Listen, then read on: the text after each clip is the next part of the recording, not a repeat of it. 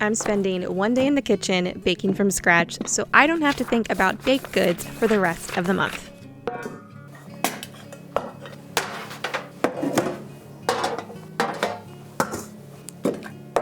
Every recipe is simple, beginner-friendly, and freezer-friendly, made with wholesome ingredients we already keep on hand. With how expensive groceries have become, I've been doing everything I can to be more intentional, buying in bulk when it makes sense, and making things myself whenever I can. Setting aside one afternoon to bake like this saves us both time and money, and today I'm going to show you exactly how I do it. Today we are making a month of baked goods for my freezer to help my future self out, and then also with it being the pantry challenge, I have some things I need to make a good dent in, and I figured it would be easier to do that if I made some things in bulk.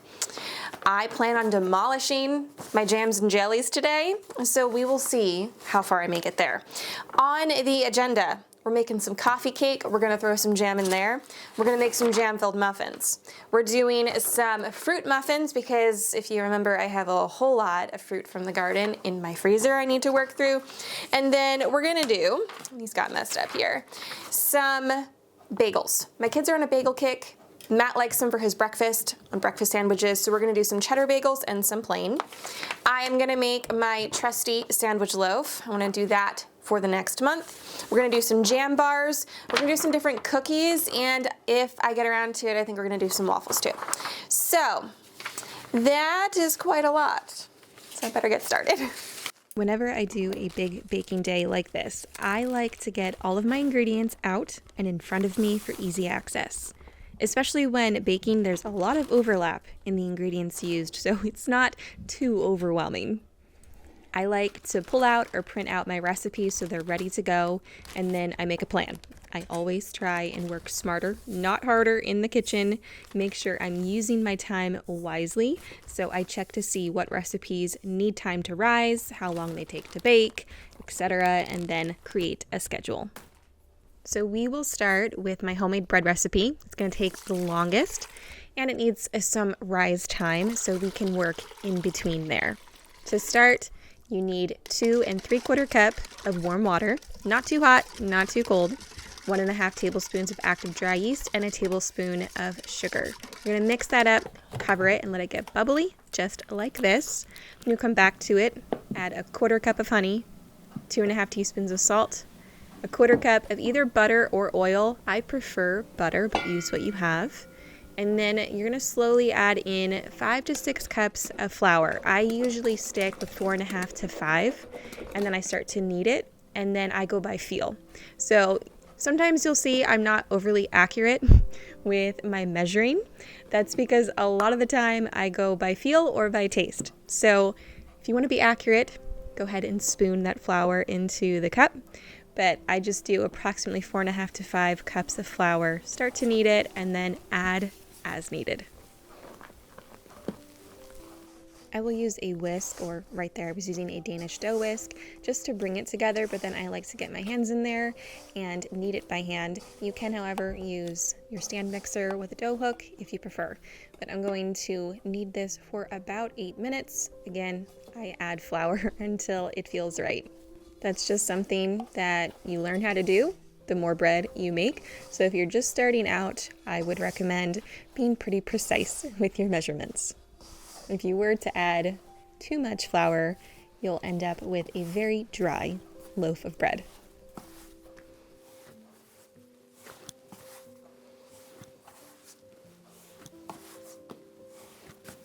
It's ready for its rise time, and it kind of has some life to it, some spring.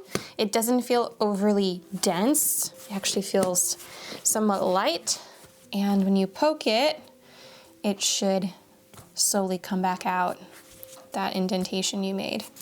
So now it's going to go into a greased bowl and rise until it doubles, anywhere from an hour to an hour and a half, depending on the temperature of your home.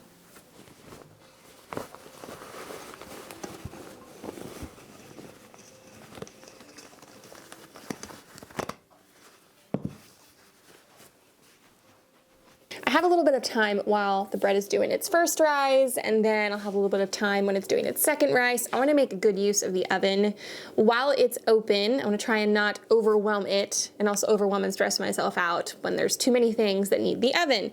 So we're going to do something a little bit quicker. We're going to go with a muffin. I am gonna do a fruit muffin, but I'm also gonna swirl in a little bit of jam. I had some of this already open in my fridge. This is some raspberry lemonade jam, and I have approximately 11 billion raspberries from the garden that need used. This is a very, very small amount compared to what I have, but that's gonna go in our muffins today. I can only make 2 dozen muffins at a time because I only have 2 muffin tins. So there's that. I should probably order some more, but I don't know why I don't. I just don't. But anyways, we're gonna get started on this recipe. I love having muffins in the freezer for an afternoon snack for my kids. I also like making these in bulk so that I have them to give to the kids at church when I need a snack for them as well. This is one of my go-to recipes. It's absolutely delicious. I throw a crumble on the top, and you can use any fruit that you want. You can use fresh or you can use frozen. For the muffin batter, you need a 1/3 cup of butter, softened or melted is fine, a 1/2 cup of granulated sugar, 2 eggs. Then you'll need either buttermilk or milk. You can make your own buttermilk with some milk and some lemon juice. I didn't have lemon juice either, so I just went with plain milk, 3/4 cup of that. You also need a 1/4 cup of either sour cream or yogurt. A plain Greek yogurt is what I used. 1 teaspoon vanilla extract. And then you're gonna stir all that together and then add some dry ingredients. I am not one to do separate bowls. I never have. I know someone's gonna come at me for that, but that's just how I roll. I don't want to dirty 2 bowls. I'm gonna dirty 1 bowl. So what I like to do is I will put all of my dry ingredients on top and try and kind of incorporate them together before mixing them into the rest of the wet ingredients. But anyways, we need 2 cups of all-purpose flour, 2 teaspoons of baking powder, a little bit of salt. We're going to do a 1/4 teaspoon, a 1/4 teaspoon of baking soda as well.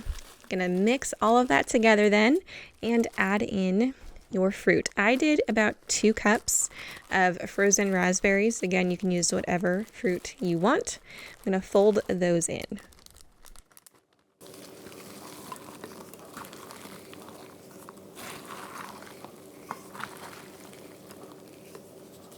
Now I'm just thinking I should have mentioned I am doubling each of these recipes, so you're going to see me adding more than what I am saying. Pay attention to what I'm saying, and I will try my best to have the recipes down in the description for you. I realized I was out of muffin liners, and I didn't know if it was going to stick terribly or not, so I figured I'd make my own up. You can just take a little square of parchment and cut on the diagonal there on each corner and pop them in there. It works. It's kind of a pain in the rear because it takes a while, but you do what you gotta do. So you want to fill your muffin liners or tin halfway up, and then you're going to put a nice dollop of whatever jam you want to use, or you don't even have to use the jam. I just want to because I need to. So I did probably a heaping teaspoon in each one. I just kind of made a little indentation, put it in there the best I could, and then topped it off with some more batter, so they were filled pretty much to the top. For the crumb topping, you need a 1/2 cup of all-purpose flour, 1/4 cup each of brown sugar and cane sugar, and a 1/4 cup of butter. Mix that up, sprinkle it on top. These bake at 350 degrees for about 22 to 25 minutes. I just got in my new Butcher Box order. I have to put it away, but I wanted to show you what I got just in case anyone else needs a good source for quality, clean meat. This time I got some organic and free-range chicken breast that looks lovely. Now we do raise chickens on our own for meat. However, with the potential of maybe moving this spring or summer, we weren't sure if we were gonna be able to do that. So I wanted to find another high quality source for chicken. I also got some specialty cuts of humanely raised pork here. Since we turned most of our pig into sausage, I have some beautiful spare ribs and a center cut pork loin roast here. Ground turkey. This is 100% grass-fed beef that looks lovely. And I also have some more ground beef here, but this is organic that we're gonna try. Some beautiful pasture-raised grass-fed ribeye. Look at that. And then to finish the box off, I have this beautiful beef chuck roast here, also grass-fed. If you don't know, I ate carnivore for 3 months straight a little while back to help my health, and it did wonders for my healing journey. I don't eat quite like that anymore. However, through that, I learned my body just functions so much better on a high protein diet, very meat dense. And of course, I want to consume high quality meat, and while we do grow some of it ourselves, we can't do all of it. And honestly, in this area, it's pretty slim pickings for some high quality meat, so Butcher Box for the win there.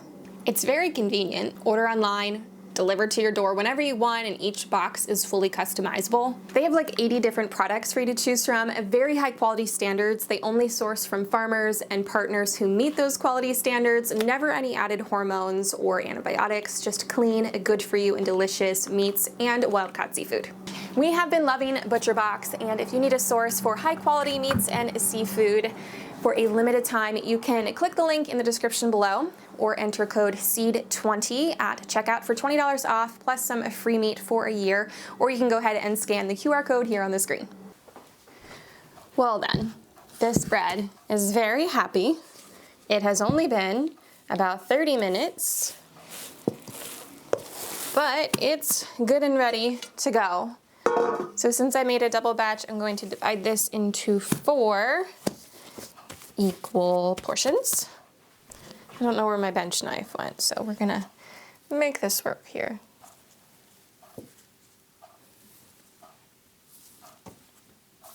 All right, I'm just gonna shape this into a loaf.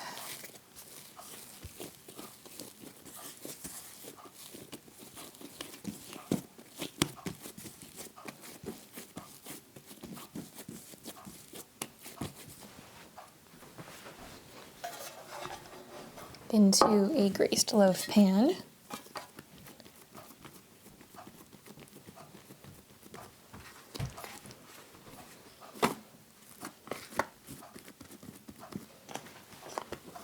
After I get all of these shaped and put into their loaf pans, I'm going to cover them with a towel and let them go for their second rise until they're about doubled.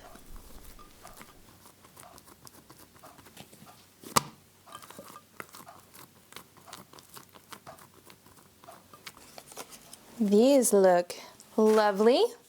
They've risen just above the pans, which is where I want it. Now they're going to go into a 350-degree oven for about 30 to 35 minutes. Oops. I love me a good coffee cake, but I'm not about the dry coffee cakes, and I've had one too many of those. This recipe, however, is anything but that. It is absolutely delicious, and I think perfect for an afternoon tea time or, just sitting down with a cup of coffee. I'm not gonna lie, sometimes we eat it for breakfast as well, but I try and at least balance out the meal with a side of bacon or sausage.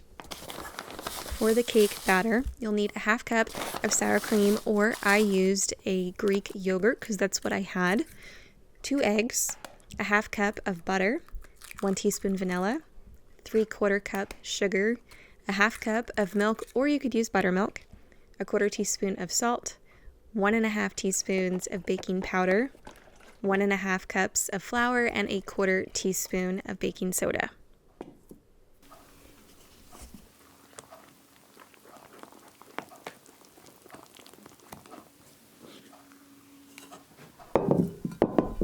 You'll want to grease a 9x9 baking dish and pour half of your batter into the bottom. Now there's a few things you can do next. You can just make a mixture of cinnamon sugar to put in that middle layer. I am going to chop up some of my sweet tea peaches that I had canned. I'm just using 1 pint. And I also had some canned strawberries. I'm using 1 pint of those as well, so we're going to do 1 peach and 1 strawberry. You could also just throw some jam in the center as well, or you can just leave it plain. Pour the remaining batter over the top of that. We're going to make a streusel. You need 3 tablespoons of butter, a half cup of brown sugar, a half cup of flour, and 2 teaspoons of cinnamon. Combine that, sprinkle it over the top. Now I like to take some sort of utensil. I'm using a honey wand here, and I just like to kind of poke that streusel topping down into it, about halfway down, and I mean as much or as little as you want, or not at all. This will bake at 350 degrees for about 30 minutes. The muffins are all finished baking.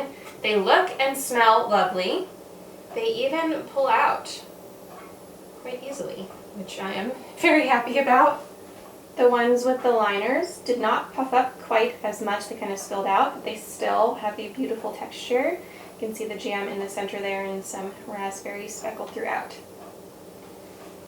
Bread is all finished as well. I'm going to pop it out of the pans. Couldn't think of the word. Here. You don't want to leave them in the pans too long. They'll get really soggy at the base.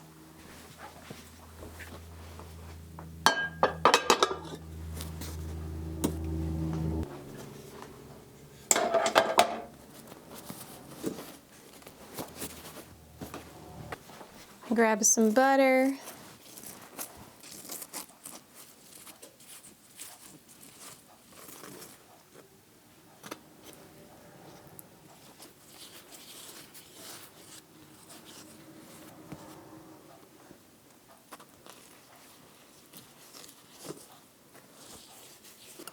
Moving right along, I've got 3 things completed. The coffee cake is almost done in the oven.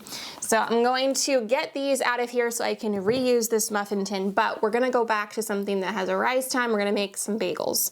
While those are rising, I can work on some other things and utilize the oven. Got my big bowl back here for the bagels. I'm gonna double this recipe, so I'll have 24 bagels. So I have 4 cups of water going in, and I need 10 teaspoons of active dry yeast.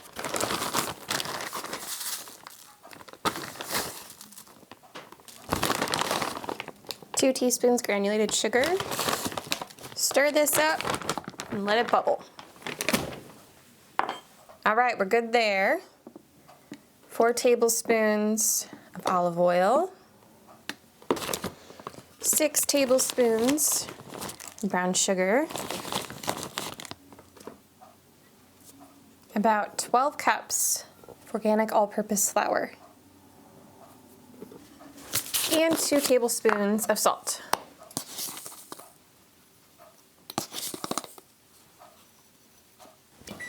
Gonna mix it up. Our coffee cake is all finished. So I'm gonna mix this. I'm going to knead it by hand for about 6 to 8 minutes, and then we're gonna cover it and let it double.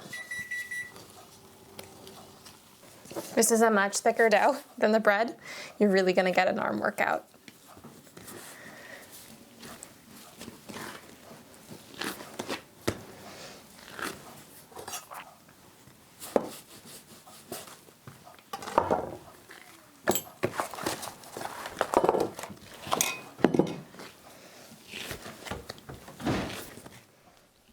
While the bagels are doing their rising, we're going to work on another muffin. We're going to do some jam-filled muffins. Again, I am doubling this recipe, but for a single batch, you need a half cup of butter, melted. You're going to mix that together with a 1/3 cup each of brown sugar and granulated sugar. Also going to put in a teaspoon of vanilla. Mix that up well. Crack in 1 egg. Again, stir. Then add 2 cups of flour, a tablespoon of baking powder, and 1/2 teaspoon of salt.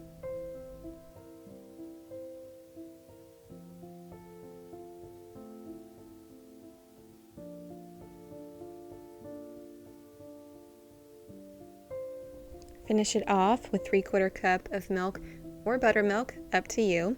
Give it a good stir. Mine was still a little bit lumpy, but it's okay, it still tasted good. I was living life on the edge here. I decided to forego any sort of liner, and I just greased the pans. I just really didn't feel like making more liners. So same deal here. We're putting half the batter in first. We're gonna top it off with some jam. Again, I kind of made an indentation. I did a nice heaping teaspoon of jam. Honestly, I think I could have used a little bit more, but it was still good. I'm gonna top it off with the rest of the batter. Those are gonna bake at 375 for about 20 to 25 minutes, or until a toothpick comes out clean. The bagel dough has risen until doubled, so we're going to get it out of the bowl and divide this up into 24 equal portions. If you want to get really precise about it, you can use a kitchen scale. I just eyeball it. You'll want to set these off to the side and underneath a towel so they don't develop a skin. And then you're going to take each one, you're going to pull in all the edges and pinch them at the center there on the bottom. Flip it over and give it a little bit of a roll. Pinch again on the bottom if needed, and then you're just going to poke a hole through it and stretch until you have the shape of a bagel. These will get set off to the side on a parchment-lined cookie sheet until you have all of them done. Over on the stovetop, I have a pot of water boiling, and I added about a quarter cup of honey to that. We're gonna boil each of these bagels. I did 4 at a time, about a minute per side. This is gonna give them that nice leathery texture, very characteristic of a bagel.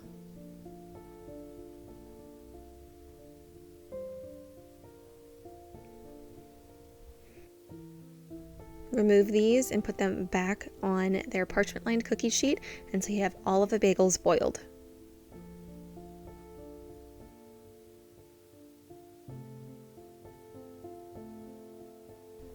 Make up an egg wash. It's 1 egg with about a tablespoon of water. Brush that on each of the bagels, and then you get to be creative here with your toppings. I like to do some everything bagel seasoning, some sesame seeds, some plain.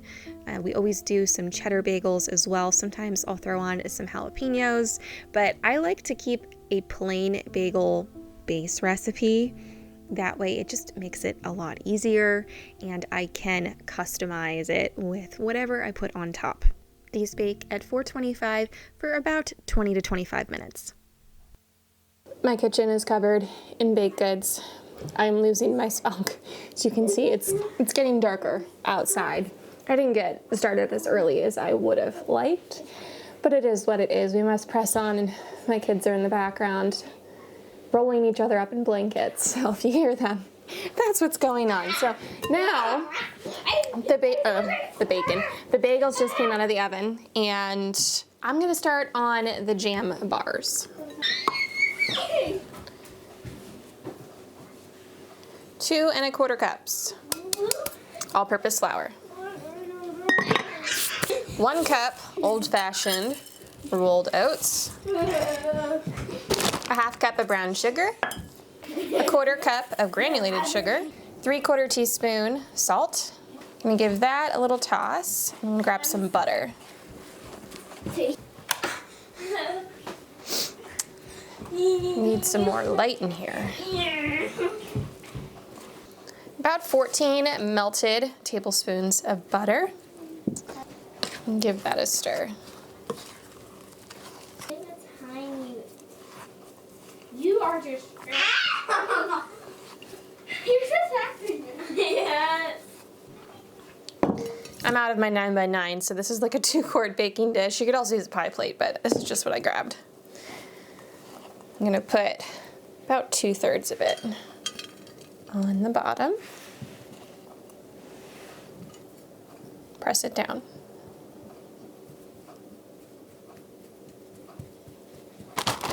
Grabbed some frozen strawberries from the freezer. And throw probably 2 cups,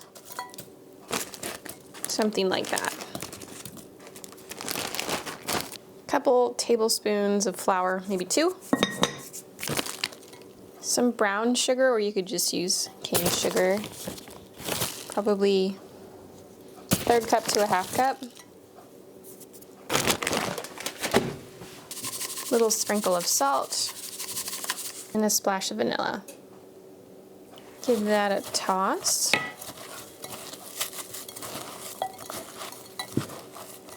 That's chilly on the hands. Wow. All right, into baking dish on top of the crust.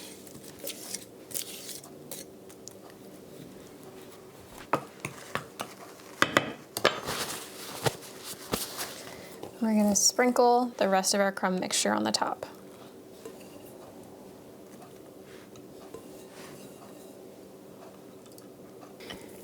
All right, 375 for about 45 to 50 minutes. If it gets too brown, starts getting too brown, you can cover it. You do want to let it cool for quite a long while before you slice into it. And of course, you can use any fruit that you want. My kiddos have been asking me nearly every day, Mom, can you please make us some chocolate chip cookies? But they didn't just ask for any. They said they wanted giant chocolate chip cookies. So we're going to appease the cookie monsters today. This is one of my favorite cookie recipes. I think it's one of the best chocolate chip cookies I've ever had.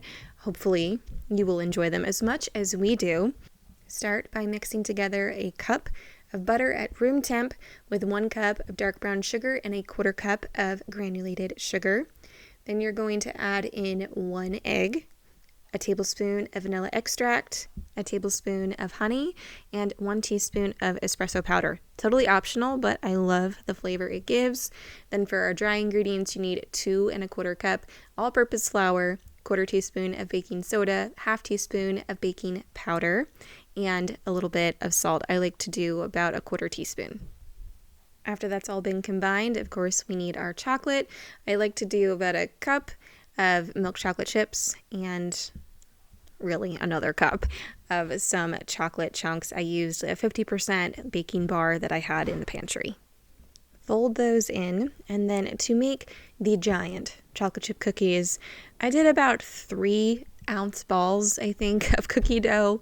I put 6 on this cookie tray here, and I put them into the freezer for about 2 hours. I think it makes their texture better and they hold their shape better as well. And then they go into a 325-degree oven for about 16 to 20 minutes until they are to your liking. We like ours slightly underbaked in the center. These come out perfect, just lightly golden brown around the edges, nice and soft and gooey in the center. They're chewy as well. Really good.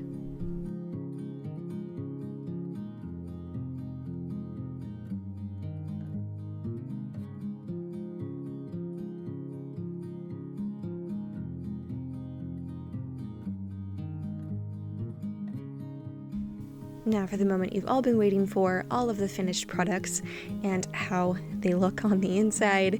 This is my tried and true bread recipe. It is fluffy and soft, and there's so much flavor. It holds up its shape. It doesn't crumble to pieces. You can squish it and it pops right back to its shape.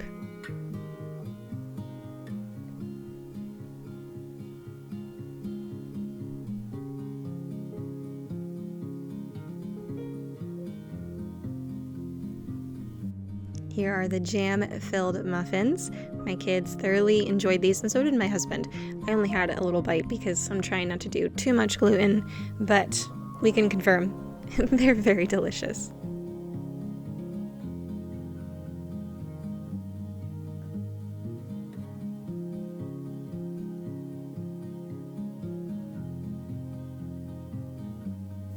This coffee cake is what dreams are made of. It's so good. I really hope you try it and love it as much as we do. It does make a very nice afternoon snack.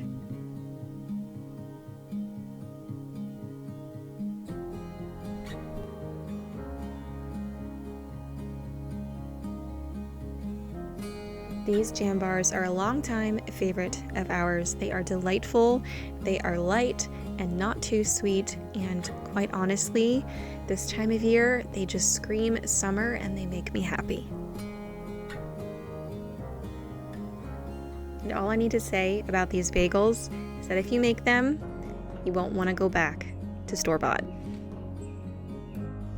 Setting aside an afternoon like this means I can make healthier baked goods at home, save money by buying in bulk, and I won't have to think about this part of feeding my family for the rest of the month. One day of baking saves so much time later, and honestly, it wasn't a whole day. It was about 6 hours of my time. I hope this was helpful and encouraging to you and gave you a little inspiration for your own kitchen. Many blessings, my friend. Until next time, take care.